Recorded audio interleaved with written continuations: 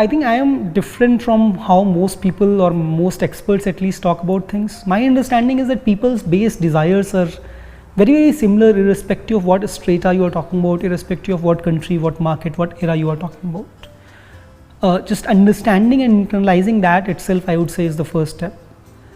Step two would be basically, instead of just, it may seem like I'm going back against my own words.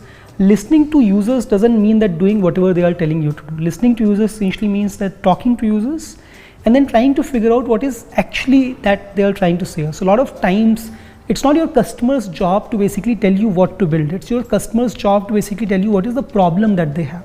You have to dig in deeper, you have to ask more insightful questions. You have to actually listen instead of just hearing to basically figure out like what is it that they actually want.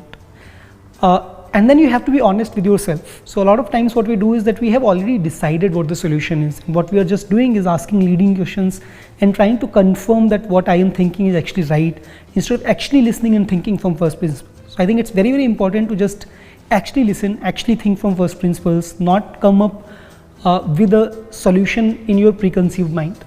That would be second. Third, which is actually kind of important for Indian language users or the users that we are targeting, is actually worrying about the real world constraints as well, both for right now and for 5 years out. So for somebody like me, for example, who has actually used multiple apps and multiple products, I might be okay going through 10 different hoops on how to do something.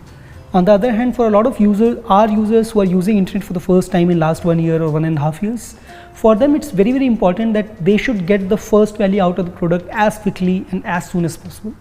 So you want to essentially make the onboarding flow as simple as possible.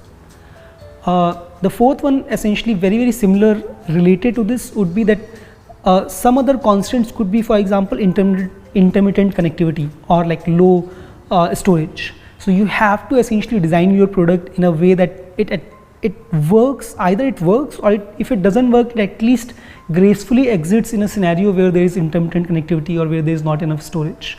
So this is not just about Indian language users per se. The premise essentially was that you have to think about real world constraints that your users are facing, and just because you may be in Wi-Fi 24/7, you can't assume that your users would also be going through a similar experience.